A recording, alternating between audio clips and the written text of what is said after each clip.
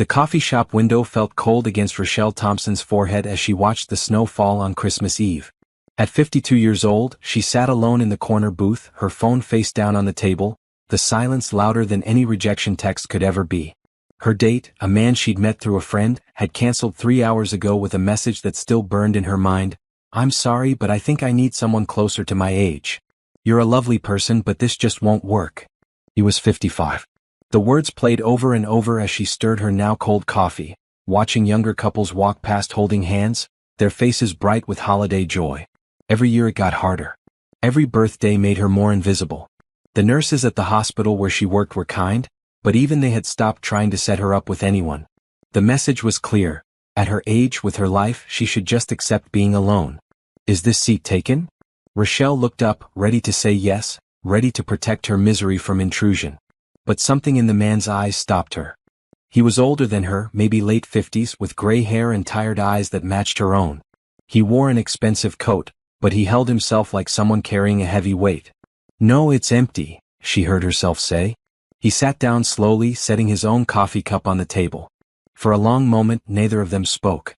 Outside, a family walked past, children laughing, parents smiling. Rochelle felt something break inside her chest. "I hate Christmas," the man said quietly. Rochelle looked at him in surprise. "That's honest." "I'm too old to lie," he said, and then he smiled just a little. "I'm Mitchell." "Rochelle." She found herself smiling back, though her eyes were still wet. "You look like someone who's had a terrible day," Mitchell said. "Me too." And just like that, Rochelle started talking. She told him about the canceled date, about turning 52 last month, about how every man she met seemed to want someone younger, prettier, easier. She told him about working double shifts at the hospital because her mother needed medicine they could barely afford. She told him things she hadn't told anyone, and he listened like every word mattered. When she finally stopped, embarrassed by how much she'd shared, Mitchell was quiet for a moment. "I'm 58, he said. "I've been alone for 5 years. My wife left me because I worked too much, and she was right. I built a company, made more money than I could ever spend, and lost everything that mattered. Tonight, I was supposed to have dinner with my son, but he canceled. Said he had plans with his real family. His wife's family." Rochelle's heart hurt for him. "I'm sorry." "Don't be," Mitchell said. "I earned it. But sitting in my empty house tonight, looking at all the things I bought to fill the space, I realized something. I'm tired of being alone. I'm tired of pretending money makes up for having no one to talk to." "What did you do?" Rochelle asked. "I got in my car and drove until I saw this coffee shop," Mitchell said. "I thought maybe, on Christmas Eve, I'd find someone else who understood what it felt like to be lonely in a room full of people." Rochelle felt tears slip down her cheeks. "I understand that." Mitchell reached across the table and took her hand. His skin was warm, his grip gentle. "Then let's not be lonely tonight. Let's talk, let's have coffee, let's be two people who found each other when we both needed to be found." "Okay," Rochelle whispered. "Okay." They ordered fresh coffee and then hot chocolate and then sandwiches neither of them really wanted. They talked about everything and nothing. Mitchell told her about building his company from scratch, about the mistakes he'd made, about the loneliness of success. Rochelle told him about her dreams of becoming a doctor when she was young, about choosing nursing instead when money got tight, about her mother who raised her alone and now needed her in return. "You take care of everyone," Mitchell observed. "Who takes care of you?" The question hit Rochelle hard. "No one," she admitted. "But that's okay. I'm used to it." "That's not okay," Mitchell said firmly. "Everyone needs someone." As the coffee shop began to close, they walked outside into the snowy night. The city was quiet, the streets empty. Mitchell turned to Rochelle, his face serious. "I know we just met," he said. "I know this might sound strange. But I'd like to help you. With your mother's medicine, with whatever you need. Please let me do this." Rochelle's first instinct was to refuse, to protect her pride.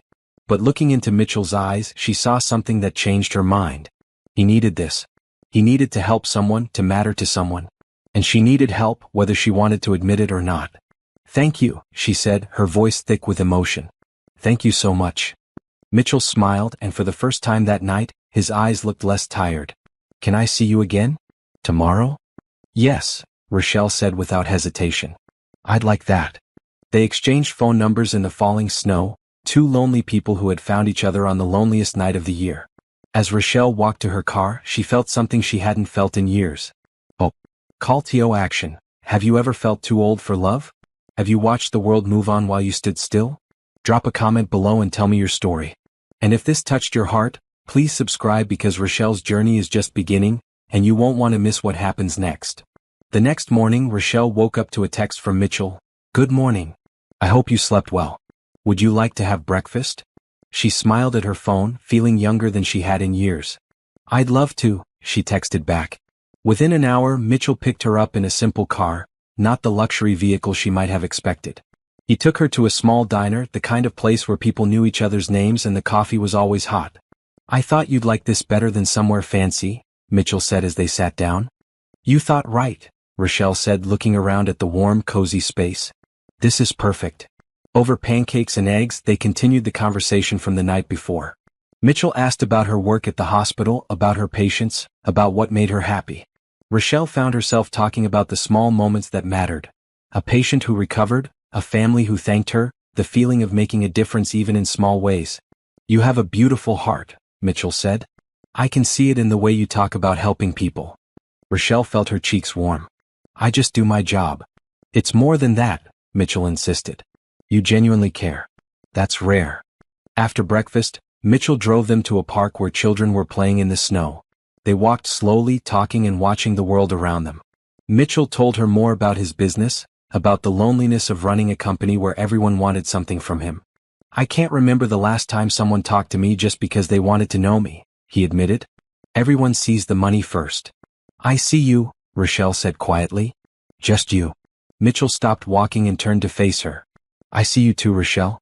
And what I see is someone strong, kind, and more beautiful than she believes she is. Rochelle felt tears in her eyes again. Mitchell, I'm 52. I have gray hair I cover with dye. I have wrinkles and stretch marks and a body that's not what it used to be. I'm not beautiful.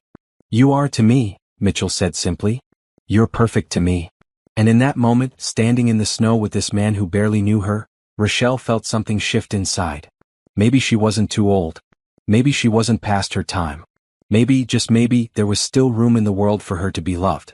The days after Christmas blurred together in the best possible way. Mitchell called Rochelle every morning, and they spent every evening together. He never pushed, never demanded. He simply wanted to be near her, to talk to her, to know her better. On the third day he took her to his office, a tall building in the heart of the city. Rochelle felt nervous walking through the gleaming lobby, aware of how out of place she looked in her nurse's scrubs and winter coat. Everyone's staring, she whispered to Mitchell. Let them, he said, taking her hand. You belong here as much as anyone. His office was huge, with windows overlooking the entire city. Rochelle walked to the glass, amazed by the view. This is incredible, she breathed. It's empty, Mitchell said, coming to stand beside her. I spend 12 hours a day here and it's the loneliest place I know. Rochelle looked at him. Why do you do it then? I don't know anymore, Mitchell admitted. I used to think building something big mattered.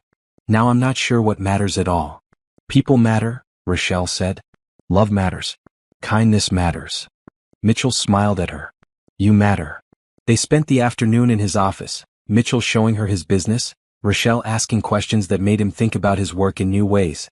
When his assistant brought in coffee, the woman's eyes widened seeing Rochelle, but she said nothing. They think I'm after your money, Rochelle said after the assistant left. Do you care what they think? Mitchell asked. Rochelle considered this. A week ago she would have cared desperately. But now, sitting here with this man who looked at her like she was the most important person in the world, she found she didn't. No, she said. I don't. Good, Mitchell said. Because I have something to ask you. He pulled out a folder and handed it to her. Inside were medical bills, thousands of dollars worth, all marked paid in full. Rochelle's hands shook. Mitchell, these are my mother's bills. I know, he said gently. You told me about them. I wanted to help. This is too much, Rochelle whispered, even as relief flooded through her. I can't accept this. You can, Mitchell said firmly. Please, Rochelle. Let me do this. Your mother needs treatment, and you've been working yourself to exhaustion trying to pay for it. Let me help. Let me be useful to someone who actually needs it. Rochelle looked at the papers, at the word paid stamped across each one. She thought about her mother, about the medicine she needed, about the treatments the doctor said could help but cost too much. She thought about pride, about independence, about all the reasons she should say no. Then she thought about kindness, about hope, about accepting help when it was offered in love. Thank you, she said, tears streaming down her face. Thank you so much, Mitchell. You don't know what this means to me. Mitchell pulled her into his arms, holding her as she cried. I think I do, he said softly. I think I really do. That evening Mitchell took Rochelle shopping. She protested at first, but he was insistent. Your coat has a tear in it, he said. And I saw your gloves have holes. Please let me buy you warm clothes. It's almost New Year and it's going to get colder. In the store, Rochelle tried on coat after coat, each one warmer and nicer than anything she'd owned in years. Mitchell watched with a smile, encouraging her to pick whatever she liked.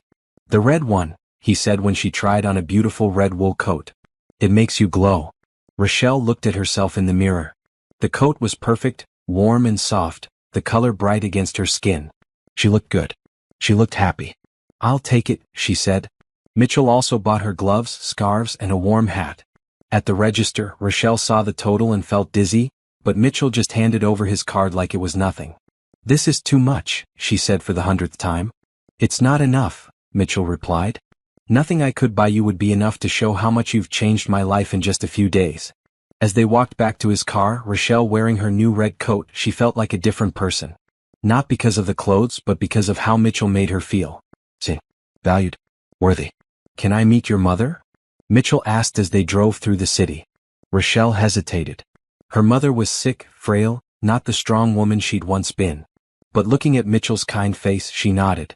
She'd like that, Rochelle said. She'd like you. They drove to the small apartment where Rochelle lived with her mother. Inside, Patricia Thompson sat in her chair by the window, an oxygen tank beside her. At 75, she was still beautiful, her eyes bright despite her illness. Mama, this is Mitchell, Rochelle said, helping her mother sit up straighter. Patricia looked Mitchell up and down, then smiled. So you're the man who's been making my daughter smile. I hope so, Mitchell said, sitting down across from her. It's an honor to meet you, Mrs. Thompson. They talked for over an hour, Patricia telling stories about raising Rochelle alone, about the struggles and joys of single motherhood. Mitchell listened intently, asking questions, laughing at her jokes. Rochelle watched them together, her heart swelling with emotion. He's a good man, Patricia said to Rochelle when Mitchell went to get them all tea. Don't let this one go. Mama, we've only known each other a few days, Rochelle protested. Time doesn't matter when you know, Patricia said wisely. I knew your father was the one the day I met him. Didn't matter that we only had 5 years together before he passed. Those 5 years were worth a lifetime. Rochelle thought about this as Mitchell came back with tea, settling in to hear more of Patricia's stories. Maybe her mother was right. Maybe when you knew, you just knew. As the evening wore on, Patricia grew tired. Mitchell helped Rochelle get her mother to bed, gentle and patient. At the door, Patricia caught Mitchell's hand. Thank you for the medicine, she said quietly. Rochelle told me what you did. That's not something I'll forget. It was my pleasure, Mitchell said sincerely.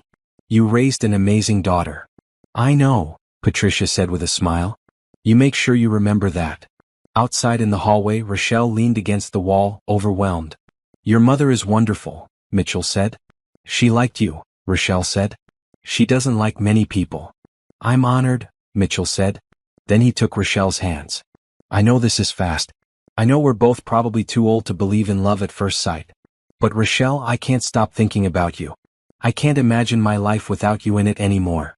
I feel the same way, Rochelle admitted. It scares me. Me too, Mitchell said. But maybe being scared together is better than being safe and alone.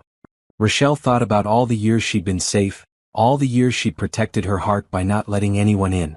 Look where that had gotten her. Lonely. Invisible. Forgotten. Okay, she said. Let's be scared together. Mitchell kissed her forehead gently. Tomorrow I want to show you something. Will you come with me? Where? Rochelle asked. It's a surprise, Mitchell said with a smile. Trust me? Rochelle looked into his eyes and saw only kindness, only hope, only the possibility of something beautiful. I trust you, she said. The next morning, Mitchell picked up Rochelle before dawn. She was still in her pajamas when he knocked, having just finished a 12-hour shift at the hospital. I'm sorry, I forgot you were working last night, Mitchell said, looking concerned. We can do this another day. No, Rochelle said quickly. Give me 10 minutes to shower and change. I don't want to wait. She rushed through getting ready, pulling on jeans and a sweater, her heart racing with excitement. When she came out, Mitchell handed her coffee and a bagel. Breakfast on the go, he said with a smile. They drove out of the city as the sun rose, the sky turning pink and orange. Rochelle watched the landscape change from buildings to trees, from concrete to snow-covered fields. Where are we going? She asked. You'll see, Mitchell said mysteriously. An hour later they pulled up to a large estate, beautiful and quiet in the morning light. Mitchell led Rochelle inside to a warm, comfortable house filled with books and art. This is my home, he said. The real one. I have an apartment in the city for work, but this is where I come when I need peace. Rochelle walked through the rooms, amazed by the beauty and warmth of the place. It wasn't showy or excessive. It was a home, comfortable and lived in. It's beautiful, she said. It's been empty for too long, Mitchell said. I wanted you to see it. I wanted you to know that this is who I am when I'm not pretending to be a businessman. This is the real me. He showed her his library, his favorite reading chair, the garden he tended himself. He showed her photos of his son as a boy before things went wrong between them. He showed her his life, unfiltered and honest. Thank you for trusting me with this, Rochelle said. I want to trust you with everything, Mitchell said. Rochelle, I have a question to ask you, and I need you to really think about it before you answer. Okay, Rochelle said, her heart beating faster. Mitchell led her to his study, where papers were spread across the desk. I run a large company, but I've been thinking about what you said. About how people matter more than money. I want to start a foundation, something that helps people who can't afford medical care. I want to make a real difference. Rochelle felt warmth spread through her chest. Mitchell, that's amazing. I want you to run it, Mitchell said. I want you to take everything you know about helping people and use it to help hundreds, thousands of people. I'll provide the money, but you'll provide the heart. You'll decide who gets help, how we can make the biggest difference. Rochelle stared at him. Mitchell, I'm a nurse. I don't know how to run a foundation. You know how to care, Mitchell said. You know what people need. The rest we can figure out together. But I need someone I trust, someone who cares about people more than profits. That's you, Rochelle. This is too much, Rochelle whispered, feeling overwhelmed. Please, Mitchell said, taking her hands. Please say yes. Let me do something good with this money. Let me help people the way you've helped me. Rochelle thought about all the patients she'd seen who couldn't afford treatment, all the families who had to choose between medicine and food. She thought about her mother, about how lucky they'd been that Mitchell came into their lives. She thought about all the people who didn't have that luck. Yes, she said, tears in her eyes. Yes, I'll do it. Mitchell pulled her into his arms, holding her tight. Thank you, he whispered. Thank you for giving my life purpose again. They spent the rest of the day planning, talking about how the foundation would work, who it would help. Mitchell showed her the resources they'd have, the reach they could achieve. Rochelle's mind raced with possibilities. We could help so many people, she said, her eyes bright. We will help so many people, Mitchell corrected. Together. As evening approached, they sat by the fireplace, comfortable in the silence between them. Rochelle felt a peace she'd never known, a sense of rightness that went beyond words. Can I ask you something? Mitchell said quietly. Anything, Rochelle replied. Why did you really accept my help? He asked. Most people would have refused out of pride. Rochelle thought about this carefully. Because I saw that you needed to give as much as I needed to receive. Because kindness shouldn't be refused when it's offered with love. Because I'm tired of being so proud that I miss out on good things. Mitchell smiled. Wise answer. What about you? Rochelle asked. Why did you want to help me? Because you saw me, Mitchell said simply. Not my money, not my company. Just me. That's worth more than I can ever repay. They sat together as night fell, two people who'd been lost finding their way together. Outside, snow began to fall again, covering the world in white. Stay tonight, Mitchell said. There are plenty of rooms. Stay and let's keep planning. Let's figure out how to change the world. Rochelle knew she should go home, should check on her mother. But Patricia had her sister Vanessa staying with her, and for once Rochelle wanted to choose herself, choose happiness. Okay, she said. I'll stay. Mitchell showed her to a guest room, comfortable and warm. He said goodnight at the door, not pushing for more, content with her presence. Alone in the room, Rochelle called her sister. How's Mama? She asked. She's good, Vanessa said. She's sleeping peacefully. The new medicine is really helping. Rochelle, whatever you did, whoever this Mitchell is, thank you. He's good, Vanessa, Rochelle said softly. He's really good. I can hear it in your voice, Vanessa said with a smile. You sound happy. I am, Rochelle admitted. For the first time in years, I really am. That night, lying in the comfortable bed, Rochelle thought about how much her life had changed in just a week. From lonely and forgotten to this, to hope and purpose and something that felt like love. She fell asleep smiling, dreaming of all the good they would do together. The foundation became reality faster than Rochelle could have imagined. Mitchell hired lawyers, accountants, and advisors. He rented office space and brought in a small staff. But through it all, he insisted that Rochelle make the final decisions. "This is your vision," he told her. "I'm just providing the tools." Rochelle threw herself into the work with passion. She created programs to help families afford medicine, to cover hospital bills for those without insurance, to provide free health screenings in underserved communities. Every day brought new challenges, but Mitchell was always there, supporting her, believing in her. "You're a natural at this," he said, watching her present a plan to the board of advisors he'd assembled. "I'm terrified," Rochelle admitted after the meeting. "You don't look it," Mitchell said. "You look confident and capable. You look like you were meant to do this." As January progressed, they fell into a comfortable routine. Mornings at the foundation office, afternoons visiting potential partner hospitals and clinics, evenings at Mitchell's estate planning and dreaming. Rochelle had essentially moved in, though neither of them had put a name to it. "I should go home," she'd say each evening. "Or you could stay," Mitchell would reply. "Your mother has Vanessa. Stay with me." And she always did. One snowy Saturday, Mitchell surprised her with a trip to the city. He took her to a boutique, elegant and expensive. "We have a charity gala next week," he said. "I need you there with me. Let me buy you a dress." Rochelle looked at the price tags and felt faint. "Mitchell, these dresses cost more than my car." "Then it's good I'm buying," he said with a smile. "Please, Rochelle. Let me do this. I want to show you off." The shop assistant brought out dress after dress. Rochelle tried them on, feeling more beautiful with each one. Finally, she stepped out in a floor-length green gown that made her skin glow. Mitchell's eyes widened.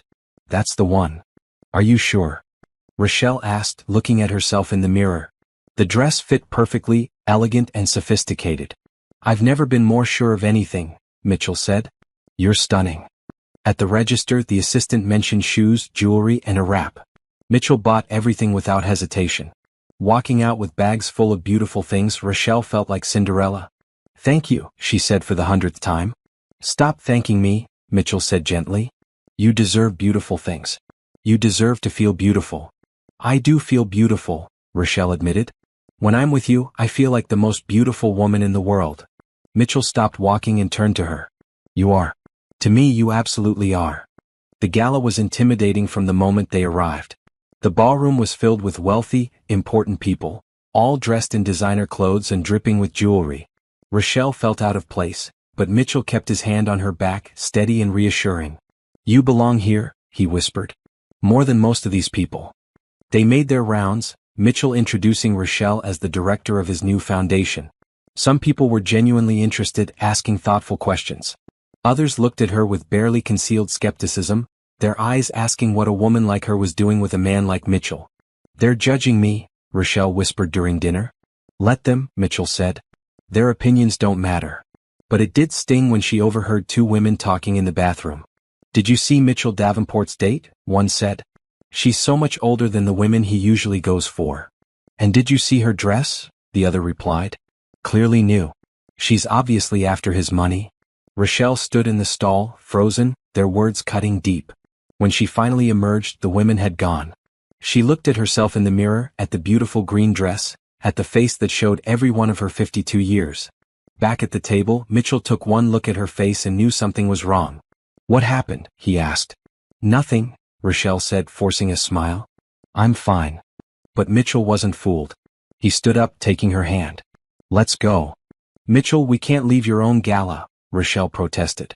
"Watch me," he said firmly. In the car, Rochelle broke down and told him what she'd heard. Mitchell's face grew hard, angry in a way she'd never seen. "Those women don't know you," he said. "They don't know your heart, your kindness, your strength. Their words mean nothing." "But what if they're right?"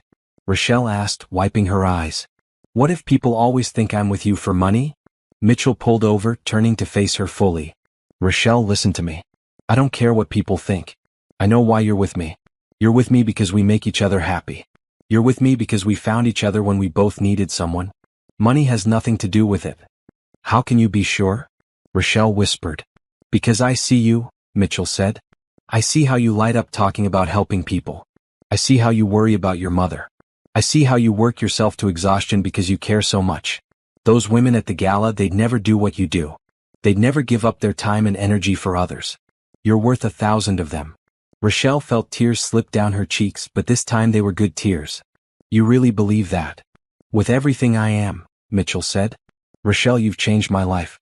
You've given me purpose, hope, a reason to wake up excited every day. That's priceless. And I know I've changed your life too, but not because of money. Because we care about each other. I do care about you, Rochelle said. So much it scares me. Don't be scared, Mitchell said, taking her hands. Be brave with me. Let's show the world that love doesn't have an age limit, that kindness matters more than wealth, that two lonely people can find each other and build something beautiful. Rochelle leaned forward and kissed him, the first real kiss they'd shared. It was gentle and sweet, full of promise and hope. Okay, she whispered against his lips. Let's be brave together. They drove back to the estate, leaving the gala and the judgmental people behind. Inside, by the fire, they talked until dawn about their dreams, their fears, their future. I'm falling in love with you, Mitchell admitted as the sun rose.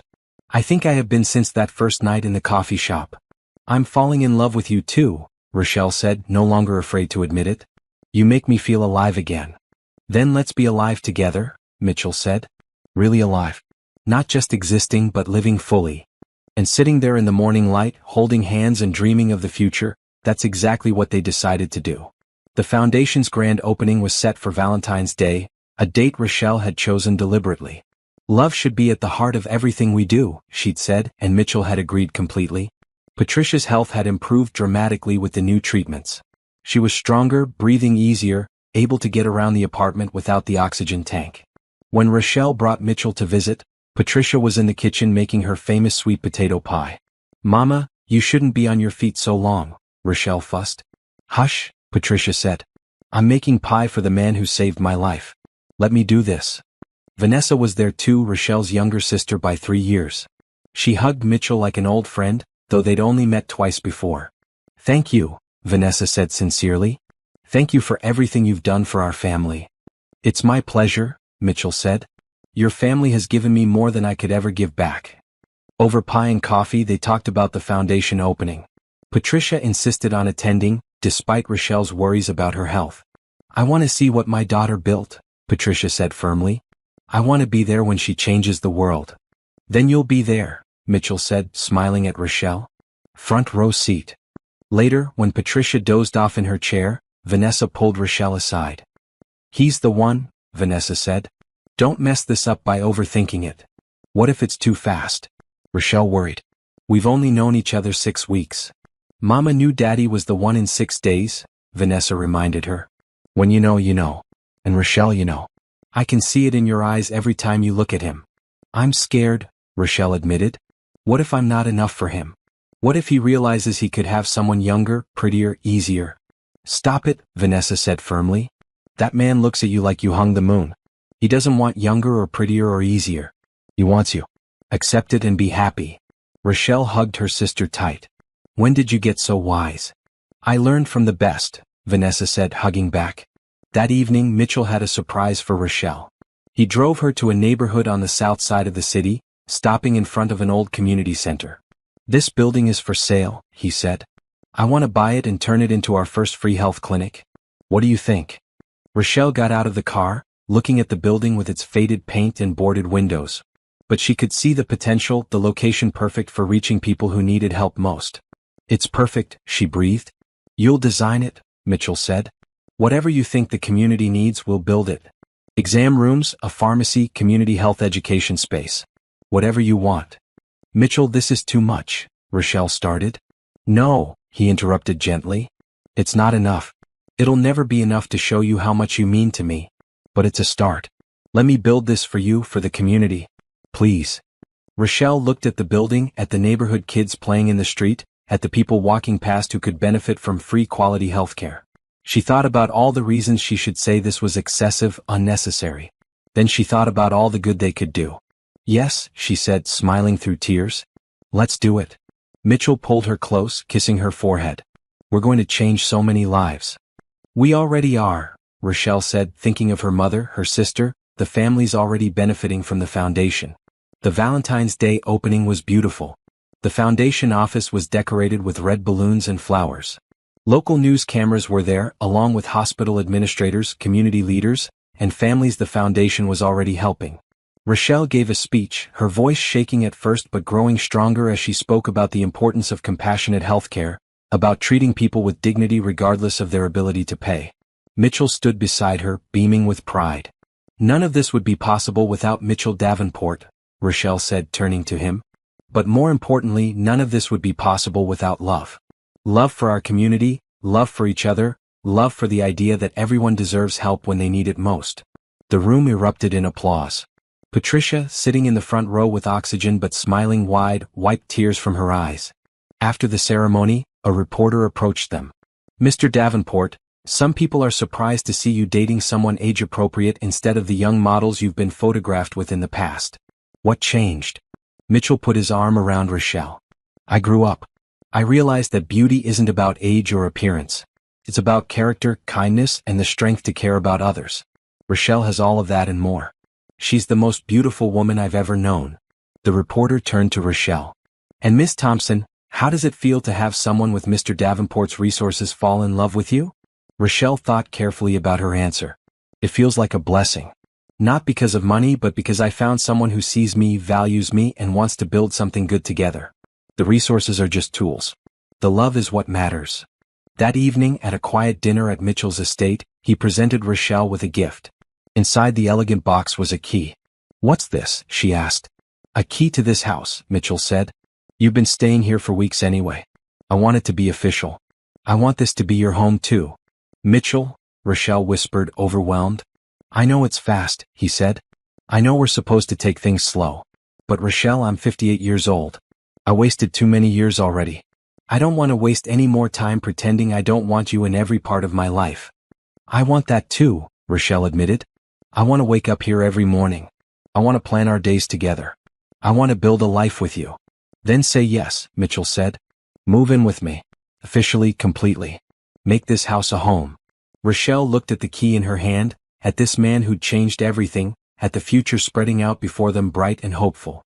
Yes, she said, laughing and crying at once. Yes, I'll move in. Yes to all of it. Mitchell swept her into his arms, spinning her around the room.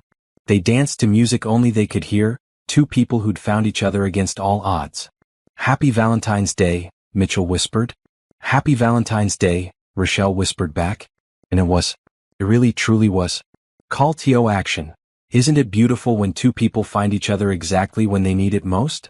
If this story is touching your heart, please subscribe and share it with someone who needs to believe in second chances. Comment below and tell me about a time when love surprised you. Moving into Mitchell's estate was easier than Rochelle expected. She didn't own much, had been living simply for so many years that her belongings fit into a few boxes. Vanessa helped her pack, teasing her about landing a billionaire. Just make sure he knows how lucky he is, Vanessa said, folding clothes into a box. I think we're both lucky, Rochelle replied honestly. Patricia cried happy tears when they told her about the move, but her blessing was clear. Go live your life, baby. You've taken care of me long enough. It's time to be happy. Mitchell insisted on hiring a full-time nurse for Patricia, someone to help when Rochelle couldn't be there. At first, Patricia refused, but when Mitchell explained it would give Rochelle peace of mind, she accepted. You're good at that, Rochelle observed to Mitchell. Getting people to accept help. I learned from the best, he said, kissing her cheek. You taught me that accepting help with grace is its own kind of strength. The community clinic project was moving forward faster than expected. Architects drew up plans based on Rochelle's vision, contractors started renovation work. Every day brought the dream closer to reality. But with the good came challenges. Mitchell's business partners were concerned about how much money he was pouring into the foundation and clinic. They called a meeting and Mitchell insisted Rochelle attend with him. You're part of this, he said. They need to understand why it matters. The conference room was intimidating, full of men in expensive suits looking at Rochelle like she was an interesting specimen. They were polite but cool, clearly skeptical. Mitchell, we need to discuss your recent spending, one partner said. The foundation is admirable, but it's affecting company resources. It's my money, Mitchell said calmly. I can spend it how I choose. But it's also a liability, another partner argued. What happens if this foundation fails? What happens if people start questioning your judgment? My judgment is fine, Mitchell said. Better than it's been in years actually.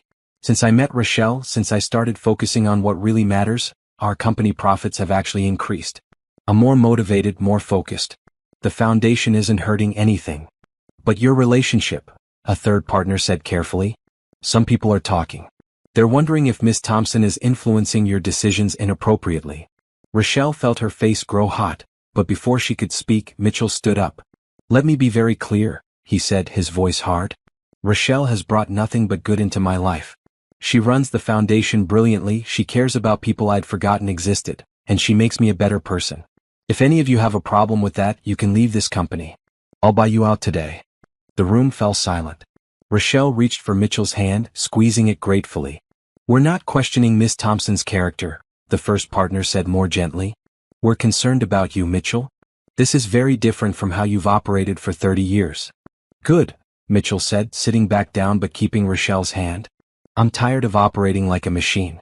I'm tired of caring only about profits and quarterly reports. Life is too short. I found someone who makes me happy, who inspires me to do good. That's not a liability. That's the best business decision I ever made. The partners exchanged glances. Finally, the oldest one smiled. You're right, he said. You do seem happier. And the company is doing well. We're sorry if we overstepped. We just want what's best for you, another added. Then trust me, Mitchell said. Trust that I know what I'm doing.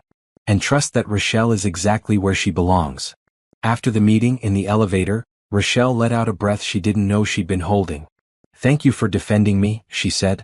Always, Mitchell replied. You're my partner, Rochelle. In everything. Anyone who doesn't respect that doesn't belong in my life. That evening they attended a charity auction together. It was less formal than the gala, more fun. Mitchell bid on various items, winning a week at a beach resort and tickets to a Broadway show. We'll use these, he said, showing Rochelle the resort certificate. A vacation, just the two of us. I can't take a whole week off, Rochelle protested. The clinic opening is coming up. The clinic will be fine, Mitchell said. Your staff is capable. We need this, Rochelle. Time to just be us, away from work and stress. Rochelle thought about lying on a beach, about having Mitchell's full attention with no distractions. Sounded like heaven. Okay, she said. Let's do it. Near the end of the auction, a beautiful painting came up for bid. It showed a woman dancing alone in the rain, her face lifted to the sky, joy evident in every line of her body. That's you, Mitchell whispered to Rochelle. That's how I see you. Beautiful, joyful, alive. He bid on the painting, outbidding everyone else until he won. The auctioneer congratulated him and Mitchell smiled. Where will we hang it? Rochelle asked. In our bedroom, Mitchell said. So I can see it every morning and remember how lucky I am. Later that week, Mitchell surprised Rochelle with a visit to a jewelry store. He'd been vague about why they needed to go, just saying he wanted her opinion on something. Inside, the jeweler greeted Mitchell like an old friend. I need your help, Mitchell said to Rochelle. I want to design something special, and I need you to tell me what you like. The jeweler brought out tray after tray of rings. Engagement rings. Rochelle's heart stopped. Mitchell, she breathed. I'm not proposing today, he said quickly. But I am planning to propose. And I want the ring to be perfect. So please tell me what you like. Rochelle looked at the rings, her hands shaking. She pointed to a simple design, elegant and classic, with a single beautiful diamond. That one, she whispered. That's perfect. Mitchell took note, talking to the jeweler about sizing and details. Rochelle watched, stunned, thrilled, terrified, and ecstatic all at once. You're really going to propose? She said in the car afterward. I really am, Mitchell confirmed. Is that okay? It's more than okay, Rochelle said, tears in her eyes. It's everything. Mitchell pulled over, taking her face in his hands. I love you, Rochelle Thompson. I love everything about you. And I want to spend the rest of my life showing you how much you matter. I love you too, Rochelle said. More than I thought I could ever love anyone. They kissed in the car, not caring who might see, lost in each other and the promise of their future together. That night, lying in bed, Rochelle called Vanessa. He's going to propose, she whispered excitedly. It's about time, Vanessa said with a laugh. What did you say? He hasn't actually asked yet, Rochelle explained. But we picked out the ring today. Vanessa, it's beautiful. Everything is beautiful. You deserve this, Vanessa said firmly. You deserve all the happiness in the world. I finally believe that, Rochelle admitted. For the first time in my life, I really believe I deserve to be happy. Then be happy, Vanessa said. Love him, let him love you, and don't look back. Rochelle hung up and looked over at Mitchell, already asleep beside her. His face was peaceful, younger in sleep. She thought about how far they'd come in just 2 months, how much her life had changed. She was moving into a beautiful home. She was running a foundation that would help thousands of people. She had a man who loved her, who valued her, who saw her as perfect exactly as she was. At 52, she thought her life was over. Instead, it was just beginning. The beach resort was paradise. White sand, blue water, and absolute privacy. Mitchell had rented an entire villa just for the two of them. For a week, they had nothing to do but relax, talk, and be together. Rochelle stood on the balcony looking at the ocean, wearing a blue sundress Mitchell had bought her for the trip. She felt the sun on her skin, heard the waves, and thought she'd never been happier. Beautiful view, Mitchell said, coming up behind her and wrapping his arms around her waist. It's incredible, Rochelle agreed. I wasn't talking about the ocean, Mitchell said, kissing her neck. Rochelle turned in his arms, looking up at him. Thank you for this. For all of this. Thank you for being here, Mitchell said. For choosing me. They spent the days swimming, reading, and exploring the island. Mitchell taught Rochelle to snorkel, laughing as she panicked the first time she put her face in the water. I've got you, he said, holding her hand. Trust me. And she did. She let him guide her into the water, show her the colorful fish and coral below. It was like discovering a whole new world. In the evenings they had dinner on the beach, talking for hours under the stars. Mitchell told her more about his failed marriage, about how he'd prioritized work over everything and lost his family because of it. My ex-wife Jennifer, she tried to tell me, he said. She tried to make me understand that money wasn't everything. But I didn't listen. I thought providing was the same as loving. By the time I figured out I was wrong, she'd already left. And my son, he never forgave me for choosing work over him. Have you tried reaching out to him lately? Rochelle asked. He doesn't want to talk to me, Mitchell said sadly. I send him messages but he never responds. I've accepted that I lost him. Don't give up, Rochelle said gently. People change, forgive. Maybe someday he'll be ready to listen. Maybe, Mitchell said, but he didn't sound convinced. Rochelle told him about her own heartbreaks, about the men who'd made her feel too old, too much, not enough. She told him about the years of loneliness, of wondering if she'd spend the rest of her life alone. I convinced myself I didn't need anyone, she admitted. I told myself I was fine alone.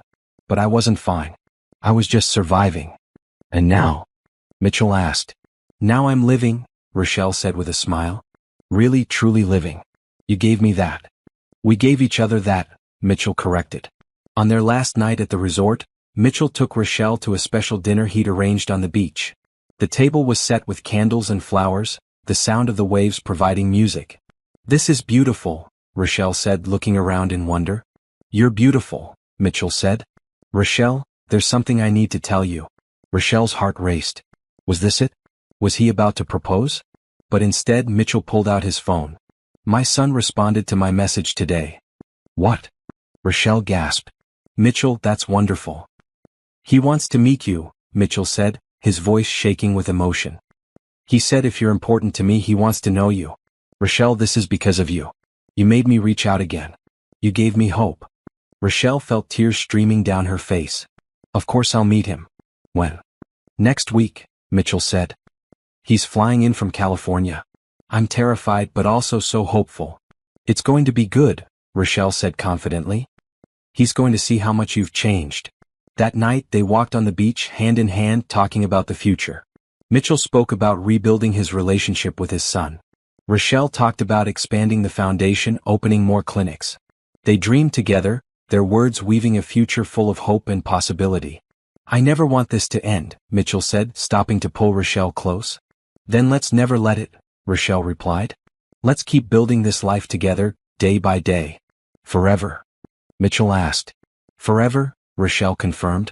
They flew home renewed and ready to face whatever came next. The clinic renovation was almost complete. The foundation was helping more families every week. Patricia's health continued to improve. Everything seemed to be falling into place. But the day before Mitchell's son was due to arrive, Rochelle got a call from an unknown number. "Is this Rochelle Thompson?" a woman's voice asked. "Yes, who's this?" Rochelle replied.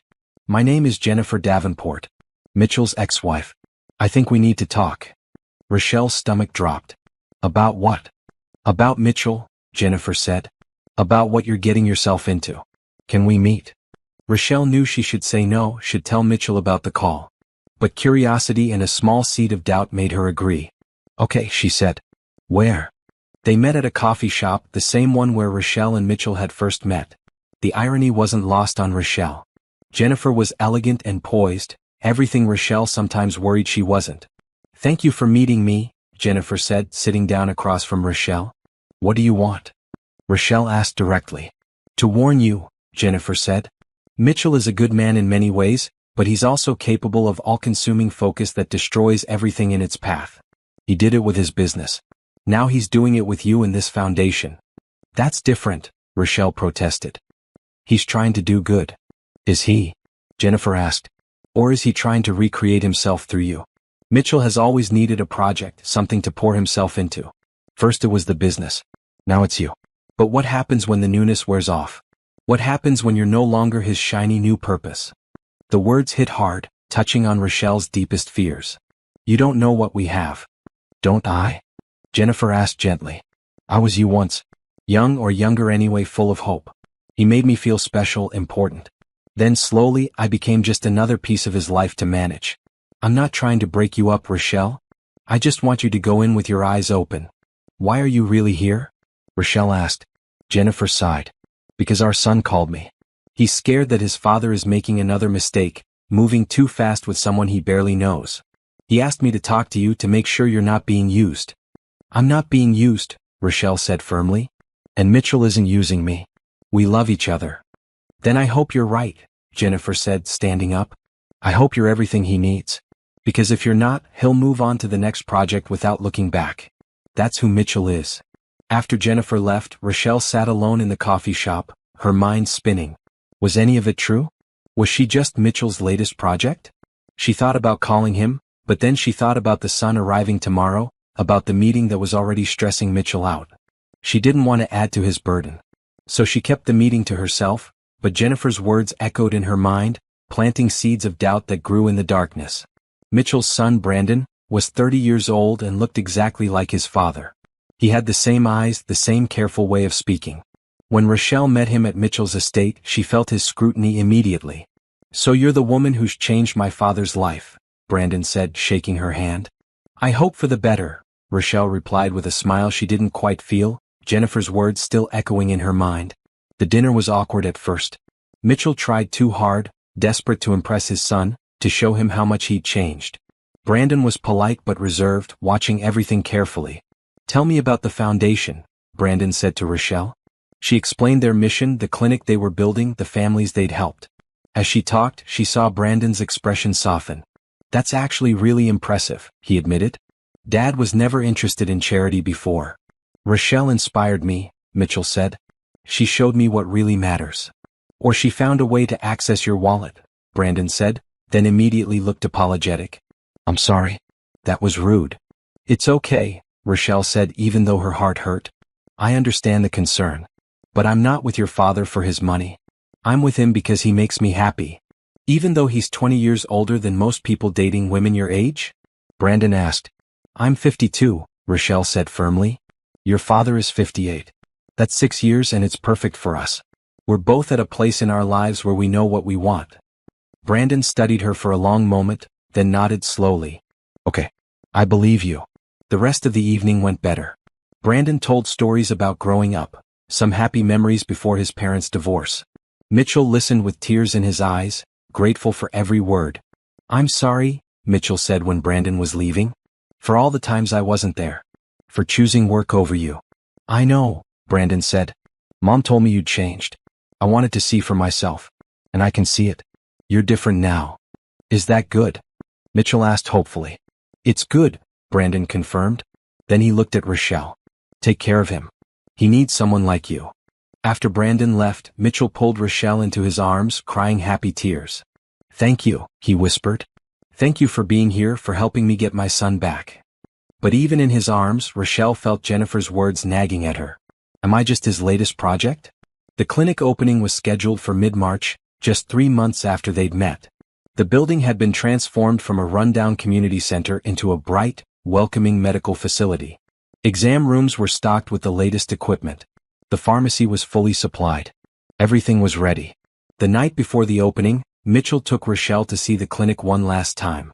They walked through the quiet halls, checking every detail. It's perfect, Rochelle breathed, looking around at what they'd built together. You're perfect, Mitchell said. They stood in the main lobby, surrounded by everything they'd accomplished. Mitchell took Rochelle's hands, his face serious. Rochelle Thompson, he said, his voice shaking slightly. These past 3 months have been the best of my life. You've shown me what it means to really live, to really love, to really matter.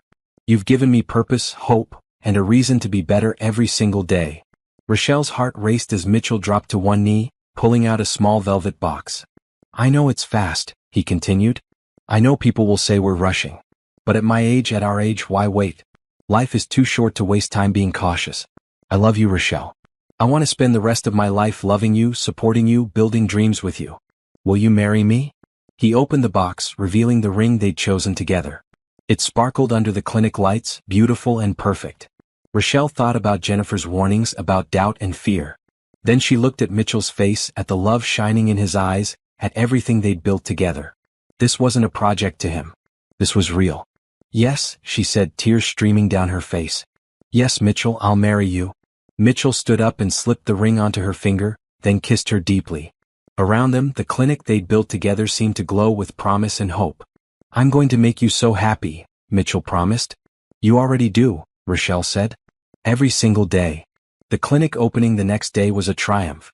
Hundreds of people came, including local officials, hospital administrators, and families who would benefit from the free services. Patricia sat in the front row, healthy enough to walk in on her own, tears of pride in her eyes as Rochelle cut the ribbon. This clinic represents hope, Rochelle said in her speech. Hope for families who can't afford care. Hope for a community that deserves quality health care. And hope that kindness and love can change the world, one person at a time. Mitchell stood beside her, beaming with pride. When the speeches were done and the crowd started touring the facility, he pulled Rochelle aside. I have something else to show you, he said mysteriously. He led her to a small office in the back of the clinic. Inside, a plaque on the door read Rochelle Thompson Davenport, Executive Director. Thompson Davenport? Rochelle asked, touching the plaque. If you want it, Mitchell said. You can keep your name or take mine or use both. Whatever makes you happy. Both? Rochelle decided. I want both. I want to honor where I came from while celebrating where I'm going. Perfect, Mitchell said, kissing her forehead. That evening, they hosted a small engagement party at the estate. Vanessa and Patricia were there, along with Brandon, who'd flown back for the clinic opening. Mitchell's business partners attended, their earlier concerns apparently forgotten. Even some of Rochelle's co-workers from the hospital came, happy to celebrate her success. You're glowing, Vanessa said, hugging Rochelle tight. I've never seen you this happy. I've never been this happy, Rochelle admitted. Patricia pulled her aside later, taking both her hands. Your father would be so proud of you, she said. Look at everything you've accomplished. Look at the love you've found. You deserve all of this, baby. Thanks, Mama, Rochelle whispered, hugging her mother close. As the party wound down and guests started leaving, Mitchell made an announcement. Before everyone goes, I have one more surprise, he said, pulling Rochelle to the center of the room. I know we just got engaged, but I don't want to wait. Rochelle, what do you say we get married next month? Small ceremony, just family and close friends. Why waste time when we know what we want? Rochelle laughed, surprised but delighted. Next month? Too fast? Mitchell asked. Rochelle looked around at the faces she loved, at the life she'd built, at the man who'd changed everything. Not fast enough, she said. Let's do it. The room erupted in applause and cheers. Mitchell swept Rochelle into his arms, spinning her around as everyone celebrated. You're sure? He asked quietly. I've never been more sure of anything, Rochelle said. Let's start our forever now. Planning a wedding in 4 weeks was intense, but Rochelle threw herself into it with joy. Mitchell insisted on hiring a wedding planner, someone to handle the details so Rochelle could focus on the clinic and foundation. I want you to enjoy this, he said. Not stress about it. The wedding would be small, just 50 guests held at the estate's beautiful garden. Rochelle chose a simple white dress, elegant and age-appropriate. Vanessa would be her maid of honor, and Brandon had agreed to be Mitchell's best man. "I'm glad you found each other," Brandon told Rochelle one afternoon while they were reviewing wedding plans. "My dad is different now. Better. That's because of you." "He's different because he chose to change," Rochelle said. "I just supported him." "That's exactly what he needed," Brandon said with a smile. But as the wedding approached, old doubts started creeping back in. A former co-worker from the hospital called Rochelle, supposedly to congratulate her, but the conversation quickly turned uncomfortable. "I saw the announcement in the paper," the woman said. "Quite a catch you made there. From nurse to billionaire's wife. That's quite a jump." "I didn't catch anyone," Rochelle said firmly. "We fell in love." "Of course," the woman said in a tone that suggested she didn't believe it. "Well, good for you. Some women have all the luck." After the call, Rochelle sat alone, staring at her engagement ring. Was that how people saw her? As someone who got lucky, who landed a rich man? That evening Jennifer called.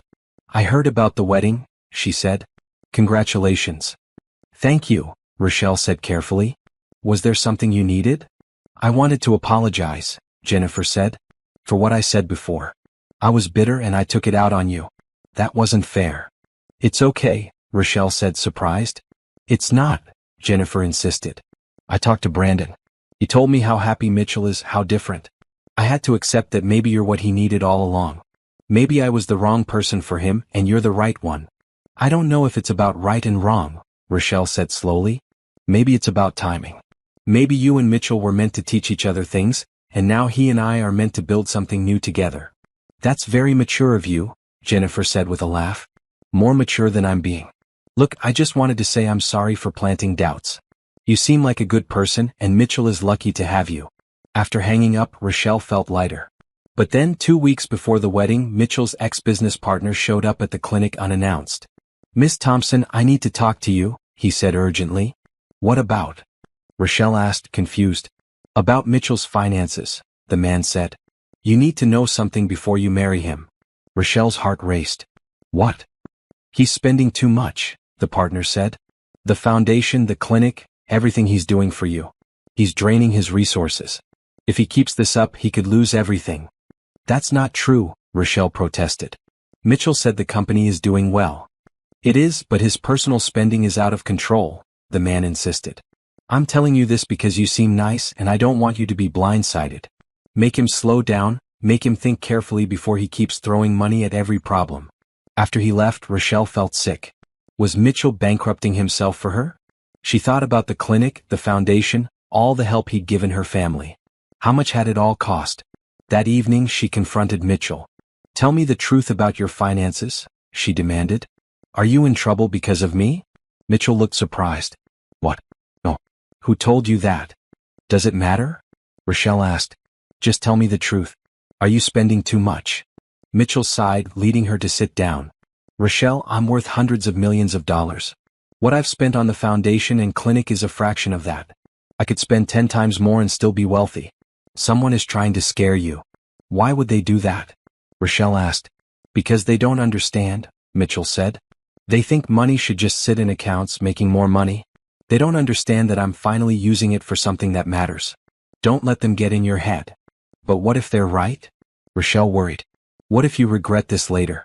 What if you wake up one day and realize you've given up too much for me?" Mitchell took her face in his hands. "Listen to me. You're not too much. You're not a burden. You're the best thing that ever happened to me. Every dollar I spend on the foundation is worth it because it makes you happy. Every moment I spend with you is worth more than all the money in the world." "But," Rochelle started. "No buts," Mitchell said firmly. "Rochelle, I spent 30 years hoarding money and losing everything that mattered. Now I'm spending money on things that matter and gaining everything. Don't let other people's fear become your fear." Rochelle wanted to believe him. She wanted to push aside all the doubts and trust in their love. But the whispers and warnings had accumulated, creating a weight on her chest. "I need some time," she said. "To think." "Okay," Mitchell said, though she could see the fear in his eyes. "Take whatever time you need." Rochelle went to stay with Vanessa for a few days, trying to sort through her thoughts. Her sister listened patiently, then delivered some hard truths. "You're sabotaging yourself," Vanessa said. You're looking for reasons why this can't work because you're scared of being happy. That's not true, Rochelle protested. Isn't it? Vanessa challenged. Think about it, Rochelle. You spent years believing you weren't good enough, that you were too old for love. Then Mitchell comes along and tells you you're perfect. Instead of believing him, you believe every random person who says you're not enough. Why? Rochelle thought about this. Because I'm scared. What if they're right? What if I'm not enough for him? And what if you are? Vanessa countered. What if you're exactly enough, exactly right, exactly what he needs? Are you going to throw that away because you're scared? Rochelle cried in her sister's arms, all the fear and doubt pouring out. When she finally stopped, she felt clearer, lighter. I love him, she admitted. I really love him. Then go tell him that, Vanessa said. Go get married and be happy. Stop listening to people who don't matter and start listening to your heart. Rochelle drove back to the estate that evening, her heart pounding. Mitchell was in the garden, sitting alone in the dark. He stood up when he saw her. Rochelle, he breathed. I'm sorry, she said, running to him. I'm sorry for doubting us, for listening to everyone else instead of my own heart. It's okay, Mitchell said, holding her tight. I understand being scared. I'm not scared anymore, Rochelle said, pulling back to look at him.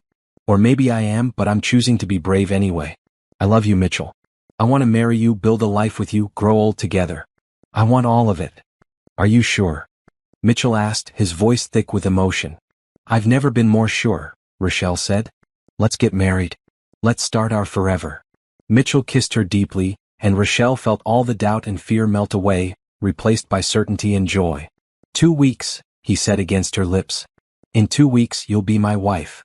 I can't wait, Rochelle whispered back. I can't wait to be yours. The wedding day dawned clear and beautiful, the April sun warm and bright. Rochelle woke up in the guest room where she'd spent the night, tradition dictating she and Mitchell stay apart before the ceremony. Vanessa was already there, bouncing with excitement. Today's the day, Vanessa sang. You're getting married. Rochelle smiled, feeling peaceful and happy. All the doubts were gone. Today she was marrying the man she loved. The ceremony was simple and beautiful. White chairs were set up in the garden, flowers blooming everywhere. The 50 guests included family, close friends, and the people who mattered most. Patricia sat in the front row, healthy and radiant. Brandon stood beside his father, proud to be his best man. When Rochelle walked down the aisle in her white dress, Mitchell's face transformed with joy. She moved toward him, her heart full, ready to start their new life together. The vows they'd written were simple but meaningful. I promise to love you every day, Mitchell said, his voice shaking with emotion.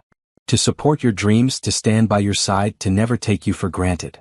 I promise to trust in us, Rochelle said, tears streaming down her face. To believe in our love, to build a life of kindness and hope with you, to choose happiness every single day. When the officiant pronounced them husband and wife, and Mitchell kissed her, the garden erupted in applause. Rochelle felt like she was floating, like nothing had ever been more right. The reception was joyful and relaxed. They danced, ate good food, and celebrated with the people they loved. Brandon gave a toast that made everyone cry. I never thought I'd see my father this happy, he said. Rochelle, you gave him back his smile, his purpose, his heart. Thank you for loving him. Thank you for showing him what really matters. As the evening wore on, Mitchell pulled Rochelle aside. I have one more surprise, he said. He led her to a wall in the garden where a large plaque had been mounted. It read, The Patricia Thompson Community Health Center. You named the clinic after my mother? Rochelle gasped. She's the reason you're the person you are, Mitchell said. She deserves to be honored.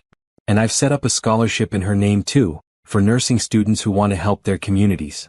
Rochelle turned to find her mother standing nearby, tears streaming down her face.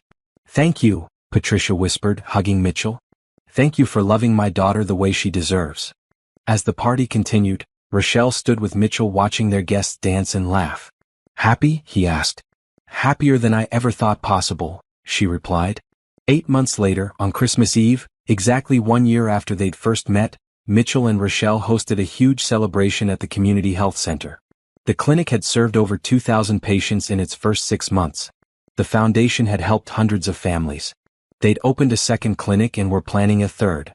Patricia was there, healthier than she'd been in years. Vanessa brought her new boyfriend, someone she'd met at the wedding. Brandon came with a girlfriend of his own, a kind woman who worked as a teacher. Mitchell and Rochelle stood together, watching everyone they loved gather in the building they'd created together. "A year ago tonight, I was sitting alone in a coffee shop thinking my life was over," Rochelle said. "A year ago tonight, I was sitting alone in my house thinking the same thing," Mitchell added.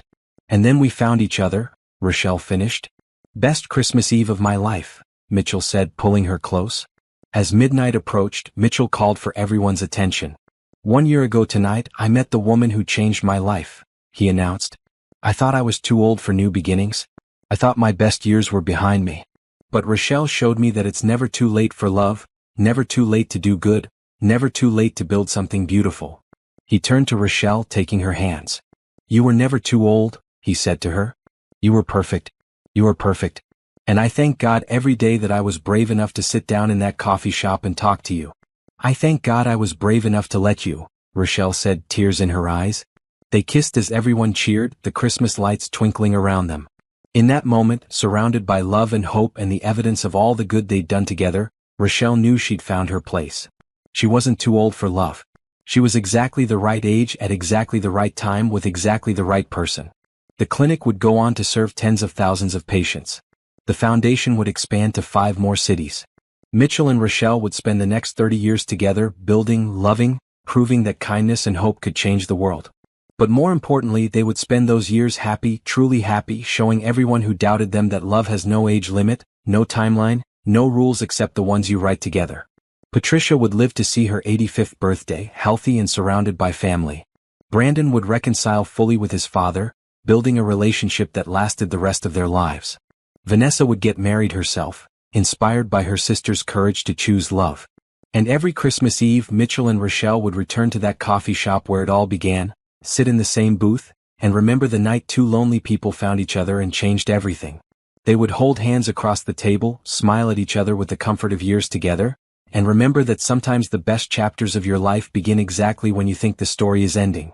Sometimes being too old is just another way of saying finally ready.